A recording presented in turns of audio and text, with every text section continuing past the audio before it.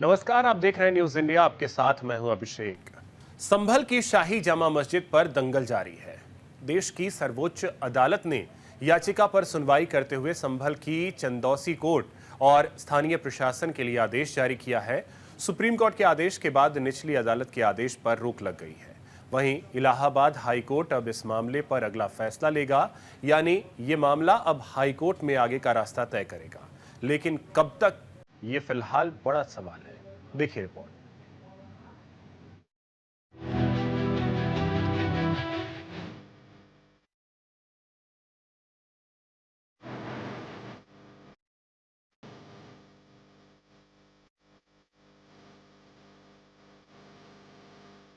संभल को संभालने के लिए देश की सर्वोच्च अदालत ने सुप्रीम आदेश जारी किया है। सुप्रीम कोर्ट का आदेश ऐसे समय में आया जब संभल के मुसलमान जुमे की नमाज अदा करने के लिए घरों से बाहर निकले। बीते दिन संभल की शाही जामा मस्जिद की ओर से सुप्रीम कोर्ट में याचिका दाखिल की गई थी। इस पर सुनवाई करते हुए सीजेआई की बेंच ने साफ साफ शब्दों में कहा, मस्जिद की सर्वे रिपोर्ट सील रखी जाए। ट्रायल कोर्ट 8 जनवरी तक केस में कोई एक्शन न ले। हाईकोर्ट की अनुमति के बिना मामले में आगे कोई कार्रवाई नहीं की जाएगी। ट्रायल कोर्ट 8 जनवरी तक कोई फैसला नहीं सुनाए। याचिकाकर्ताओं को आदेश को चुनौती देने का अधिकार है। मुस्लिम पक्ष की याचिका दायर होने के 3 दिन के अंदर इलाहाबाद हाई कोर्ट में सुनवाई करे, शांति बनाए रखे और 2 समुदायों में शांति समिति का गठन करें। सुप्रीम कोर्ट में दोनों पक्षों ने संभल मस्जिद को लेकर अपनी अपनी दलीलें रखी। इसके बाद सुप्रीम कोर्ट के फैसले से मुस्लिम पक्ष संतुष्ट दिखा, जबकि हिंदू पक्ष पहले ही स्थिति साफ कर चुका है। इस विवाद को लेकर ऑनरेबल सुप्रीम कोर्ट जो माँ की मॉस्क कमेटी वो पहुंची थी। ऑनरेबल सुप्रीम कोर्ट ने उनको कहा है कि आप इस मामले को लेके इलाहाबाद हाई कोर्ट अप्रोच करिए और जो भी आपको रेमेडी अंडर लॉ है आप उसको अवेल करिए। साथ ही साथ ऑनरेबल सुप्रीम कोर्ट ने कहा है कि अगर 3 दिन के अंदर आप याचिका दायर करते हैं, जब भी याचिका दायर करते हैं तो 3 दिन के अंदर लिस्ट हो, तब तक लिए ट्रायल कोर्ट की प्रोसीडिंग रुकी रहेगी और एडवोकेट कमिश्नर महोदय अपनी रिपोर्ट सील कवर में दाखिल करें। केस 8 जनवरी को लगा है और उससे पहले हाईकोर्ट अप्रोच करने के लिए कहा गया है, तो उससे पहले ही हाईकोर्ट पहुंच जाएगा मामला और हाईकोर्ट निर्धारित करेगा कि ट्रायल की प्रोसीडिंग स्टे होनी कि नहीं होनी। सुप्रीम कोर्ट ने कहा, जो डिस्ट्रिक्ट एडमिनिस्ट्रेशन को रिप्रेजेंट कर रहे थे एडवोकेट, उनसे कहा कि पीस और हार्मनी मेंटेन रहना चाहिए, मतलब अमन और शांति मेंटेन रहे।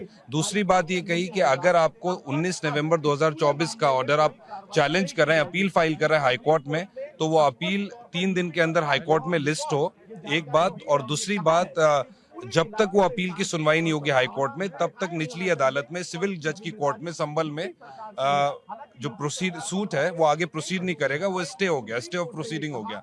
और तीसरी बात उन्होंने अहम ये कही कि अगर कोई एडवोकेट कमिश्नर की रिपोर्ट है, सर्वे रिपोर्ट, उसको सील कवर में रखा जाएगा। उधर संभल की चंदौसी कोर्ट में भी इस मामले पर सुनवाई हुई। तो हमने अपना वकालतनामा दाखिल किया था और टाइम सीख किया था जवाब के लिए, और हमें नकली प्रोवाइड कराने के लिए अदालत से कहा था। अदालत ने हमें नकली प्रोवाइड कराई हैं और हमें जवाब के लिए 6 जनवरी का टाइम दिया है। 8 जनवरी का टाइम दिया है हमें जवाब के लिए।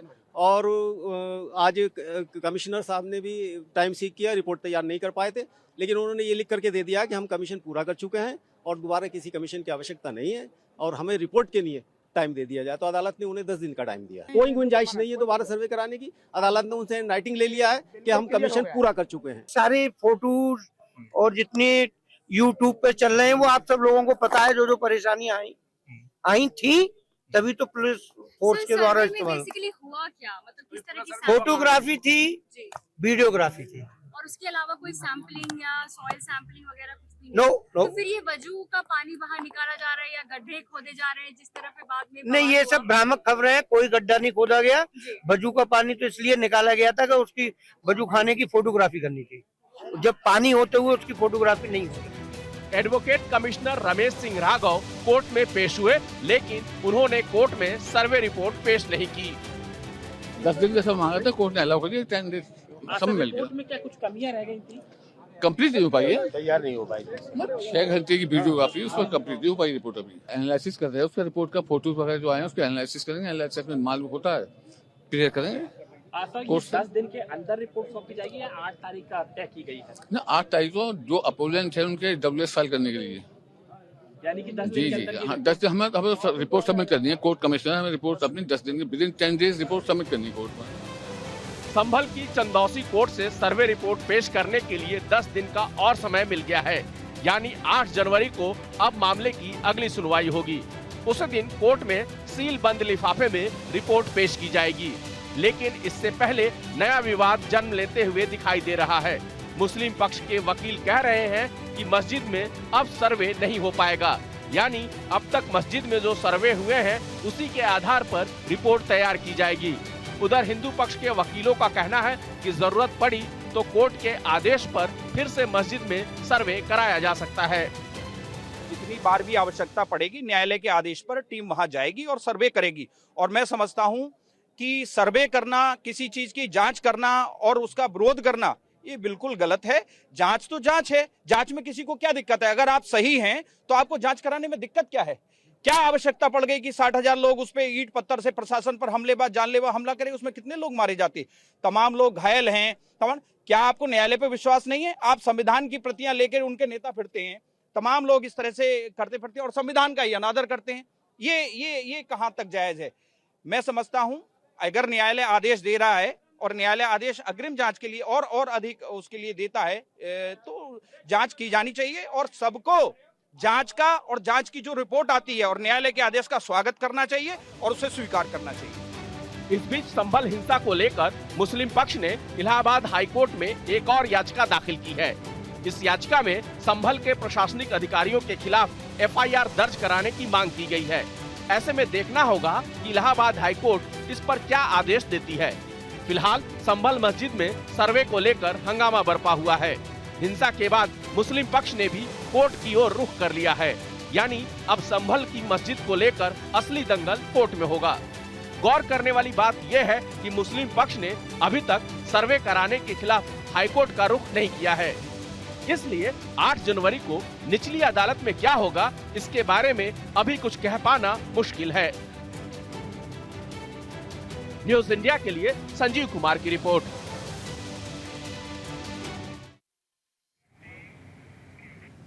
संभल की शाही जामा मस्जिद देश की राजनीति का मरकज बन गई है। दिल्ली से लेकर संभल तक बस यही शोर मचा हुआ है। हैरानी की बात यह है कि सुप्रीम कोर्ट के आदेश के बाद भी ये बयानबाजी नहीं रुक पा रही है। इससे लग रहा है कि संभल का मस्जिद विवाद लंबा सफर तय करने वाला है। देखिए रिपोर्ट।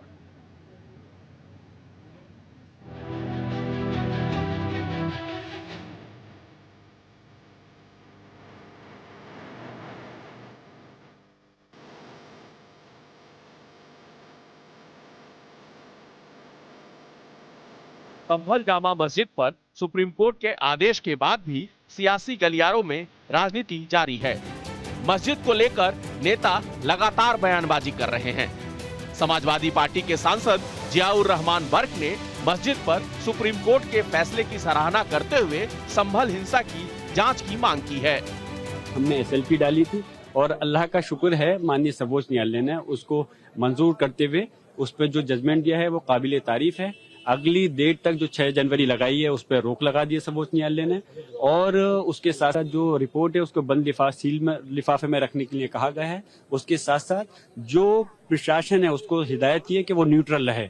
इस फैसले से इस देश में आपसदारी, भाईचारा और कानून का राज कायम रखने में काफी मदद मिलेगी और ऐसे तत्वों को जो इस देश में ऐसा वातावरण पैदा करना चाहते हैं बांटने का, उनके लिए रोक लगेगी। संभल की शाही जामा मस्जिद विवाद पर सुप्रीम कोर्ट की टिप्पणी के बाद यूपी के दोनों डिप्टी CM के बयान सामने आए। दोनों डिप्टी CM ने सुप्रीम कोर्ट के फैसले का स्वागत किया, साथ ही समाजवादी पार्टी के नेताओं को हिदायत भी दी। मैं माननीय न्यायालय के फैसले का स्वागत करता हूं और समाजवादी पार्टी और उनके गुंडों, अपराधियों, माफियाओं, दंगाइयों को हिदायत देता हूं कि माहौल खराब करने की कोशिश ना करें, अन्यथा समाजवादी पार्टी डूब जाएगी। खोजेंगे दूरबीन लेकर के भी तो पता नहीं चलेगा। माननीय न्यायालय का हम सम्मान करते हैं सर्वोच्च न्यायालय ने जो भी आदेश दिया है हम उसका सम्मान करेंगे, उस आधार पर काम करेंगे। और सबसे बड़ी चुनौती हमारे सामने है कि हम किसी भी व्यक्ति को कानून हाथ में लेने नहीं देंगे, लॉ एंड ऑर्डर को मेंटेन करेंगे और निष्पक्ष जांच करा करके जो भी दोषी होगा उसके खिलाफ कार्रवाई होगी, ये हमारी प्रतिबद्धता है। उधर संभल हिंसा पर रामपुर से समाजवादी पार्टी सांसद मोहिबुल्लाह नदवी ने बीजेपी पर निशाना साधते हुए इसे देश के हिंदू मुसलमानों को बांटने की नापाक साजिश बताया। साथ ही उन्होंने दावा किया कि दोनों बीजेपी के बहकावे में नहीं आने वाले हैं। जिस तरह से सुप्रीम कोर्ट ने एक राहत दी है और उसके तई लोगों की मायूसी जो कानून से हो रही थी, निचली अदालतों की जल्दबाजी के फैसलों से हो रही थी, उसको रोक लगी है। ये बहुत अच्छी खबर है हम सबके लिए, सारे कमजोरों और माइनॉरिटीज के लिए कि सुप्रीम कोर्ट ने ये फैसला करके एक राहत भरी खबर दी है। इस बीच आजाद समाज पार्टी के राष्ट्रीय अध्यक्ष चंद्रशेखर आजाद ने भी बीजेपी को संभल हिंसा के लिए जिम्मेदार ठहराया। साथ ही उन्होंने संभल हिंसा को जालियांवाला कांड से जोड़ दिया। हमें माननीय सर्वोच्च न्यायालय से बहुत उम्मीद है। ये पहला फैसला नहीं है। जब मुजफ्फरनगर में नेम प्लेट लगाई गई, जब बुलडोजर की कार्रवाई हुई और अब ये जो जलियांवाला बाग जो है बनाने का प्रयास किया गया संभल को, मैं बड़े दुख के साथ कह रहा हूं कि सरकार की देखरेख में सब कुछ हुआ। मैं सर्वोच्च न्यायालय का जो फैसला है और जो उन्होंने जिस तरह की रोक लगाई है वो प्रशंसनीय है। साथ में मैं सर्वोच्च न्यायालय से ये भी कहना चाहता हूं कि वो सू मोटो लेके इस पूरी घटना की जो है सीबीआई जांच अपनी निगरानी में कराए, जो दूध का दूध पानी का पानी। उधर कांग्रेस ने संभल मस्जिद के सर्वे को लेकर बीजेपी पर निशाना साधा। साथ ही सर्वे कराने के पीछे बीजेपी की मिलीभगत का अंदेशा भी जताया। प्रमोद तिवारी ने सुप्रीम कोर्ट के 1991 के फैसले का जिक्र करते हुए निचली अदालत के फैसले पर सवाल उठाए। मैं समझता हूँ कहीं न कहीं सुप्रीम कोर्ट के जहन में उपासना स्थल विधेयक इंडियन वर्शिप एक्ट 1991 रहा होगा और जिसका वायलेशन हुआ है। तो कुल मिलाकर अब समय आ गया है कि कड़ाई से पालन हो 1991 का, वरना सरकार ने एक टूल बना लिया है, सरकार ने एक हथियार बना लिया है। सरकार अपनी सारी असफलताओं को छिपाने के लिए ऐसे मुद्दे उछालती है। इस सब के बीच जम्मू कश्मीर में भी संभल विवाद पर आवाज उठी। पूर्व सीएम महबूबा मुफ्ती ने संभल हिंसा के लिए पूर्व सीजेआई चंद्रचूड़ को जिम्मेदार ठहराया है। हमने संभल उत्तर प्रदेश में देखा, 4-5 इनोसेंट लोगों, मासूम लोगों की जानें वहां गई। हिंदू मुस्लिम को आपस में लड़ाया जा रहा है। नौकरियां इनके पास देने के लिए नहीं है, अच्छे स्कूल देने के लिए नहीं है, अच्छे अस्पताल में फैसिलिटी देने के लिए, किसानों के लिए को कुछ देने के लिए नहीं। इसलिए हिंदू मुस्लिम का झगड़ा खड़ा करके, जिसमें मैं फिर कहूंगी कि हमारे एक्स चीफ जस्टिस साहब का बहुत ही बुरा रोल रहा था। उधर बरेली में आईएमसी प्रमुख मौलाना तौकीर रजा खान को संभल जाते समय रास्ते में ही पुलिस ने हिरासत में ले लिया। दरअसल तौकीर रजा जुमे की नमाज अदा करने के लिए संभल के लिए रवाना हुए थे। उसी दौरान सीबीगंज में पुलिस ने उन्हें रोक लिया। मौलाना तौकीर रजा साहब अभी इनकी कॉल थी कि ये संभल के लिए प्रस्थान करेंगे जुमा की नमाज के बाद। इसी को कानून व्यवस्था को दृष्टिगत रखते हुए थाना सीबीगंज पर अभी आपको डिटेन किया गया है और इनको आगे नहीं जाने दिया जाएगा। हिरासत में है, गिरफ्तार किया गया? जी, इनको हिरासत में लिया गया है और इनको आगे जाने से साफ मना कर दिया गया कि आप आगे किसी दशा में नहीं जा सकते। क्या होगा सर? पुलिस का अगला स्टेप यही होगा कि कानून व्यवस्था की स्थिति न केवल संभल बल्कि पूरे प्रदेश में बनी रहे और इसी को दृष्टिगत रखते हुए इनको रोका गया है। हिरासत में लिए जाने के दौरान तौकीर रजा ने जमकर बीजेपी पर निशाना साधा। जहाँ तक मुसलमानों ने कोई रिएक्शन नहीं दिया, सब्र से काम लिया, लेकिन दूसरा सर्वे जब इन्हें ये लगा कि मुसलमान रिएक्शन नहीं दे रहा है, हम दंगा कराना चाहते, दंगा कराने में नाकाम हो गए, तो दूसरे सर्वे के बहाने मस्जिद में घुसे, जूते पहन के घुसे और हिंदू आतंकवादी संगठनों को साथ लेकर गए और धार्मिक उन्मादी नारे लगवाते हुए गए और पत्थर अपने साथ लेके गए थे कि अगर मुसलमान पत्थर नहीं फेंकेगा तो हम मुसलमान पर पत्थर फेंकेंगे ताकि पुलिस को मुसलमानों पर गोली चलाने में आसानी हो जाए। नेताओं के ये बयान ऐसे समय में आए हैं जब सुप्रीम कोर्ट ने संभल मस्जिद पर कड़ा रुख अख्तियार किया हुआ है। ऐसे में देश के हिंदू और मुसलमानों को समझना होगा कि आपसी भाईचारे में ही सबका भला है। जहां तक बात रही मस्जिद पर दावे की, तो उसके लिए मुस्लिम पक्ष को भी कोर्ट में अपनी दलीलें मजबूती से रखने चाहिए, जिससे सौहार्द भी बना रहे और विवाद भी सुलझ जाए। न्यूज इंडिया के लिए संजीव कुमार की रिपोर्ट। तो इन दिनों देश में प्लेसेस ऑफ वर्शिप एक्ट को लेकर खूब हंगामा मचा हुआ है। संभल मस्जिद पर मंदिर के दावे के बाद मुसलमान और विपक्षी नेता इसके जरिए बीजेपी पर निशाना साध रहे हैं। वहीं BJP places of worship act को लेकर खामोश है। रिपोर्ट देखिए।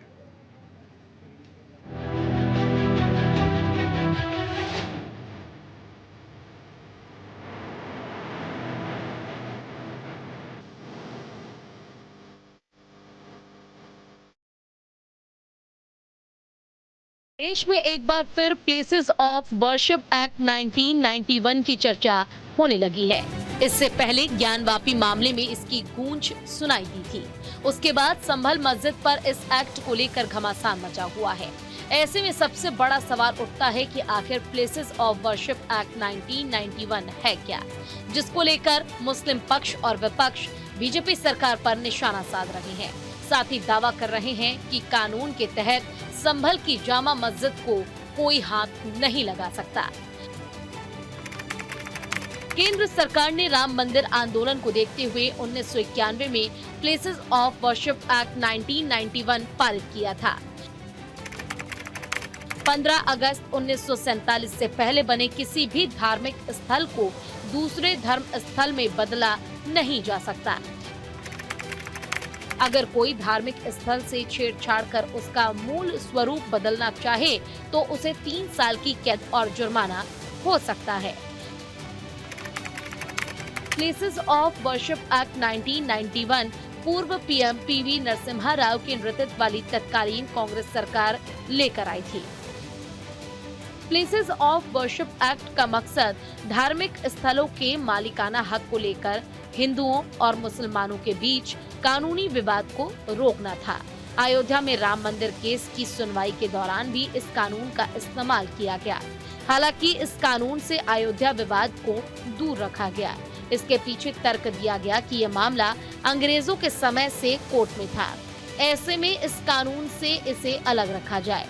इससे साफ होता है कि 15 अगस्त 1947 से पहले के मामले जो कोर्ट में थे, उस पर ये कानून लागू नहीं होता। दरअसल 1991 का अधिनियम प्राचीन और ऐतिहासिक स्मारकों, पुरातात्विक स्थलों, अवशेष अधिनियम 1958 के तहत आने वाले अवशेषों पर लागू नहीं होता है। बता दें कि अब तक प्लेसेस ऑफ वर्शिप एक्ट 1991 के कुछ प्रावधानों को लेकर सुप्रीम कोर्ट में कुल 6 याचिकाएं लगाई गई हैं। इनमें पूर्व राज्यसभा सांसद सुब्रमण्यम स्वामी, बीजेपी नेता और सुप्रीम कोर्ट के वकील अश्वनी उपाध्याय के साथ साथ विश्व भद्र पुजारी पुरोहित महासंघ की याचिकाएं भी शामिल हैं। पूरे मामले पर सुन्नी मुस्लिम उलेमाओं का संगठन भी सुप्रीम कोर्ट पहुंचा। कोर्ट में संगठन का कहना है कि अयोध्या के फैसले के दौरान कोर्ट बाकी धार्मिक स्थलों के बारे में जो वर्जन दे चुका है, उसमें बदलाव नहीं किया जाना चाहिए। इसमें बदलाव से अल्पसंख्यकों में असुरक्षा पनपेगी। मथुरा और ज्ञानवापी मामले में भी इस एक्ट को लेकर विवाद छिड़ा हुआ है। इन दोनों धार्मिक स्थलों के साथ साथ कई ऐसे ऐतिहासिक स्थल और इमारत हैं जिनको लेकर आए दिन विवाद होते रहे हैं। दिल्ली के कुतुब मीनार, आगरा के ताजमहल को लेकर भी हिंदू और मुसलमानों के बीच संग्राम छिड़ा हुआ है। बीजेपी के राज्यसभा सांसद हरनाथ सिंह यादव ने पिछले साल ही इस कानून को खत्म करने का मुद्दा उठाया। बजट सत्र के दौरान राज्यसभा में बहस के दौरान उन्होंने इस कानून को तत्काल प्रभाव से रद्द करने की मांग की। इसके पीछे उन्हें तर्क दिया। ये कानून संविधान के तहत हिंदू, सिख, जैन और बौद्ध समाज के धार्मिक अधिकारों का उल्लंघन करता है। ये कानून देश में सांप्रदायिक सद्भाव को नुकसान पहुंचा रहा है। पूजा स्थल अधिनियम पूरी तरह से अतार्किक और असंवैधानिक है। अयोध्या के बाबरी मस्जिद के समय छिड़ा विवाद अब भी जारी है। जब जब हिंदू मस्जिद पर हिंदू मंदिर होने का दावा करते हैं, तब तब प्लेसेस ऑफ वर्शिप एक्ट को लेकर चर्चा जोर पकड़ लेती है। ऐसे में आसानी से समझा जा सकता है कि प्लेसेस ऑफ वर्शिप एक्ट 1991 ने काफी लंबा सफर तय कर लिया है, लेकिन इस बार सुप्रीम कोर्ट में विचार करने की मांग उठ रही है। ऐसे में देखना होगा कि सुप्रीम कोर्ट इस मामले पर कोई निर्णायक फैसला लेता है या फिर ये कानून विवाद बनकर इसी तरह समाज में जिंदा रहता है। न्यूज इंडिया के लिए संजीव कुमार की रिपोर्ट। तो फिलहाल इतना ही। नमस्कार।